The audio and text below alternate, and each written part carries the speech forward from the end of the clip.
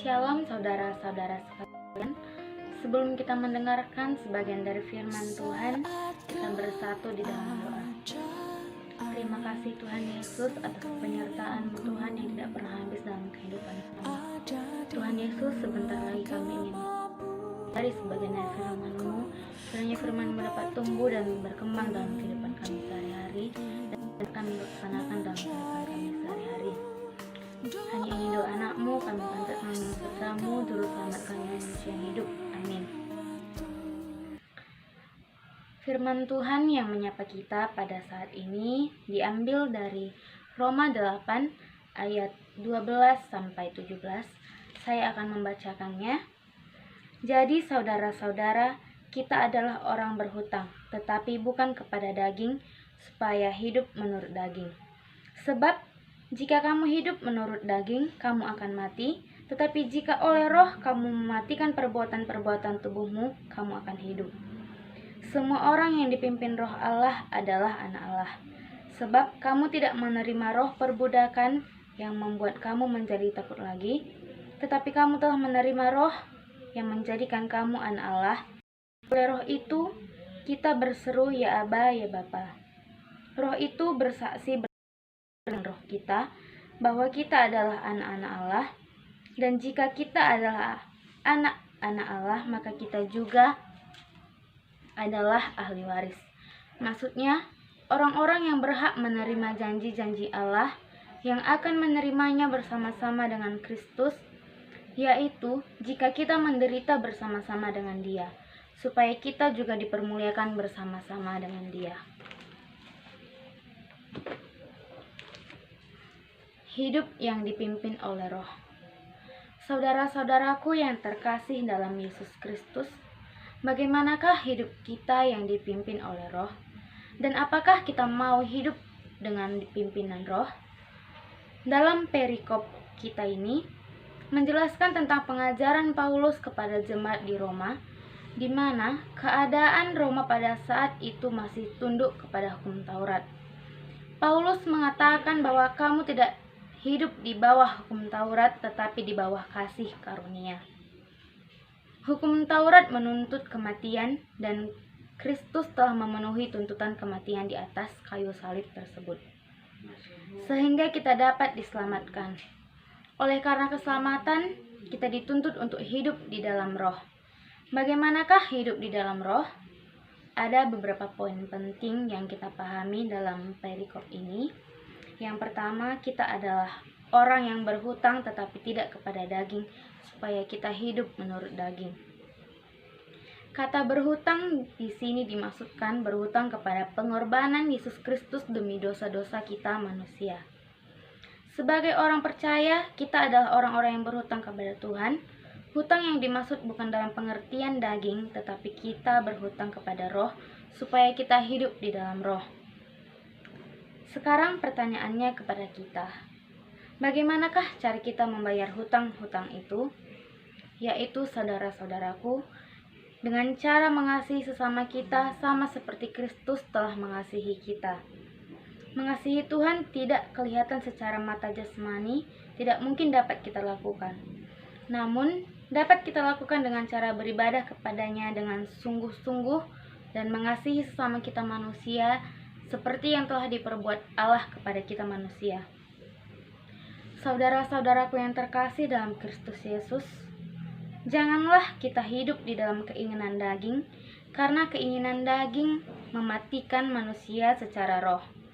Keinginan daging ini adalah seperti mengingini, menyenangi, memperhatikan, dan memuaskan keinginan tabiat manusia. Untuk itu, hiduplah menurut Roh. Ia mencari dan tunduk kepada pimpinan dan kemauannya ke dalam Roh Kudus dan memusatkan pikirannya ke dalam hal-hal dari Allah. Yang kedua, kita harus mau dipimpin oleh Allah. Semua orang yang dipimpin oleh Allah adalah anak-anak Allah. Paulus menyampaikan pengajarannya di sini supaya orang-orang hendaknya mau dipimpin oleh Allah dan melakukan apa yang dikehendaki oleh Allah, seperti mengasihi, berbuat kebaikan, menjauhi hal-hal manusiawi yang mendatangkan dosa. Dengan demikian, saudaraku, ketika kita mau dipimpin oleh Allah, maka kita adalah anak-anak Allah. Oleh sebab itu, marilah kita hidup di dalam pimpinan Allah, supaya kita menjadi anak Allah dan melakukan apa yang dikehendaki oleh Allah. Yang ketiga, oleh Roh kita menjadi anak Allah. Paulus menunjukkan apa yang telah dilakukan oleh Allah untuk menuntut orang Kristen mencapai kemenangan atas dosa-dosanya. Paulus mengemukakan apa yang saat ini dilakukan oleh Allah dan apa yang harus kita lakukan sebagai orang percaya. Paulus mempelajari rencana Allah dan krisis yang diderita oleh alam ciptaan Allah dan oleh orang percaya. Paulus menekankan hubungan di antara roh dengan kepercayaan. Dengan roh kita menjadi anak Allah. Dengan demikian, ketika kita mau dipimpin oleh Allah, maka dengan roh Allah yang bersama kita menjadikan kita adalah anak Allah. Saudara-saudaraku yang terkasih, ketika kita sudah hidup oleh roh, maka kita menjadi anak-anak Allah. Dan ketika kita menerima roh itu bekerja dalam hati kita, maka roh itu akan bersaksi bersama-sama dengan kita bahwa kita adalah anak Allah. Apakah tanggung jawab kita sebagai anak Allah? Yaitu hidup sesuai dengan kuasa Kristus yang Roh Kudus telah berikan dalam hidup kita. Kita sudah dimerdekakan dari dosa, maka hidup kita tidak boleh menyerah terhadap godaan dosa. Kita telah memiliki kepastian keselamatan.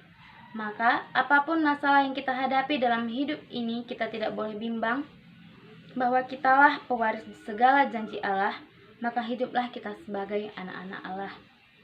Yang terakhir, ketika status kita menjadi anak, maka kita adalah ahli waris.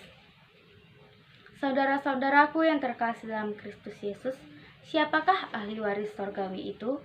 Yaitu kita yang mau dipimpin oleh Allah dan mau menjadi anak-anak Allah. Maka kita adalah ahli waris sorgawi seperti yang diungkapkan oleh Paulus.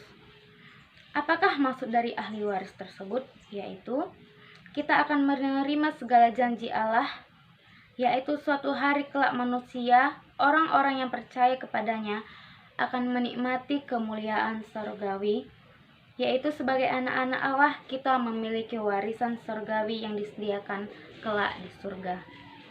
Saudaraku, sebagai anak-anak Allah, kita mengetahui bahwa kita adalah ahli waris Allah, yaitu menerima segala janji-janji Allah.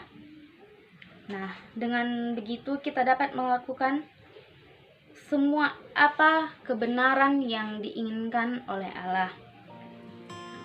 Yang dapat kita petik dari perikop hari ini adalah, saudara-saudaraku yang terkasih dalam Kristus Yesus, pengajaran Paulus yang disampaikan kepada kita mengajarkan kita supaya kita meninggalkan keinginan-keinginan daging dan hidup di dalam roh. Ketika kita sudah hidup di dalam roh, maka kita adalah anak-anak Allah. Roh Kudus akan memberi kesaksian di dalam hati kita bahwa kita adalah anak-anak Allah. Roh Allah menolong kita untuk mampu dan berani menyapa Allah sebagai Bapa kita. Kita tidak takut lagi karena dosa-dosa kita sudah diampuni. Bukti lain bahwa kita anak Allah adalah kita harus mau dikudus dan dengan tidak keinginan hawa nafsu kita. Mari kita menjaga kesucian hidup kita. Kita memiliki akses langsung kepada Allah Bapa, maka kita harus memelihara persekutuan intim dengannya, memanggilnya dengan mesra ya Aba, ya Bapa. Kita telah memiliki kepastian keselamatan.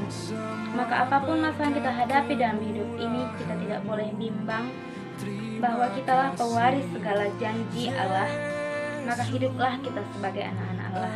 Tentunya sebagai anak-anak Allah, kita mengetahui bahwa kita adalah ahli waris Allah, yaitu orang-orang yang berhak menerima segala janji yang nantinya kelak akan menerima kemuliaan bersama dengan Kristus di surga.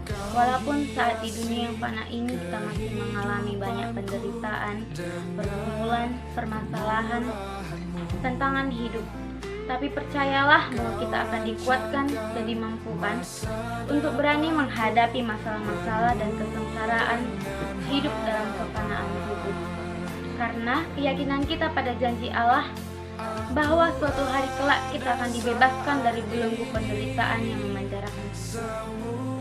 Roh Kudus akan menolong kita mengungkapkan keluhan kita, dan ini semua bukti bahwa Allah telah memilih dan menetapkan kita sebagai anak-anak-Nya.